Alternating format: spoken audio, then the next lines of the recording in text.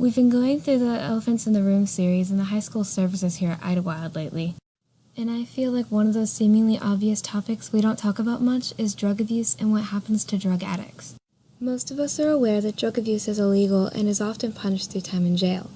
However, there are better ways to deal with this problem. Sending drug addicts to prison doesn't fix the problem. According to Dana Leary, in Why Imprisonment is More Harm Than Help to Addicted Offenders, 80% of crimes that led to incarceration involve drugs or alcohol, and that 95% of incarcerated addicts will return to substance abuse. Even though sending them to prison appears to be a much more common response, medical treatment and rehab to help against drug addiction is actually quite accessible. The author of How Effective is Drug Addiction Treatment explains that people who have gone through the treatment find improvements in employment, education, relationships, health, and other areas as well that would usually suffer from being put in prison and/or having a drug addiction. Why is this important, you might ask? Why do we need to change the way things are now? Well, Juka Torona makes an excellent point that one should also be careful not to treat drug addicts stereotypically according to this one aspect of their lives. They are human beings like the rest of us with human problems. On the other hand, if they're not treated, they become a threat to the population by spreading infectious diseases.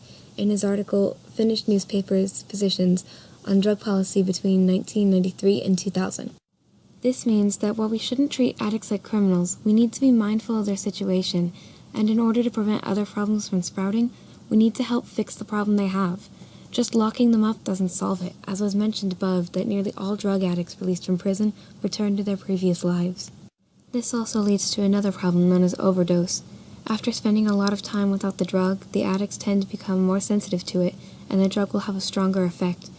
This makes it much easier for someone to accidentally take a dangerous amount of it, as described by Elizabeth Church. They are often still addicted, so they probably won't reduce the dosage for that reason. I know that not everyone believes the solution is perfect, and here are a few examples. Studies show that almost 90% of drug addicts either don't want any help or don't believe they even have a problem. In many situations, people believe you can't help someone who doesn't want help. But at the same time, research also shows that the treatments are even more effective when the patient is originally unwilling. Another point of view is that a lot of people feel that time in prison is the fair punishment for drug abuse and is time kept away from the drug that will help reduce the addiction. On the contrary, though, Elizabeth Church's article, Radiologic Aspects of Street Drug Abuse, Directed Reading, has already given reasons why it's actually more harmful to addicts instead of helpful. A third argument against this change is that the medical treatment required would be too expensive. Once again, the opposite is true. It costs tens of thousands of dollars in order to keep one person in prison per year. The average cost of keeping someone in prison in the United States for a year is $310,286 for each inmate. Leah Miller calculates that standard inpatient addiction treatment facilities cost between $2,000 and $25,000 for a 30-day program, and an outpatient treatment can range from free to $10,000. Even at the maximum $25,000 for a full year, the price is still less than the average prison costs. The solution is very clearly to put these drug addicts in rehab, and here's why it's so important to do that. By putting addicts in rehabs instead of prisons, they're more likely to refrain from using drugs when they return home. Also, Doug McVeigh tells us that people being treated should not be threatened with jail time, when he and the other authors say reincarceration for relapse should be used very sparingly, and certainly not after the first or even second relapse. This is because convincing someone to change their ways works best when they're more trusting. A third way this is far better, and one we've talked about just a moment ago, is how much less money it costs to send a person to rehab than to prison. Leah Miller brings up this fact in her article, How Much Does Addiction Rehab Cost? There are several advantages to choosing medical treatment and rehab over putting drug addicts in prison. Aside from saving thousands of dollars, this method would reduce the rate of drug abuse much more than imprisonment is doing. Dana O'Leary discussed one particular study that explains how drug abusers coming out of rehab are far more likely to leave their old habits when they return to their normal life. Lastly, this would give the addicts a much better life to come back to when they're released.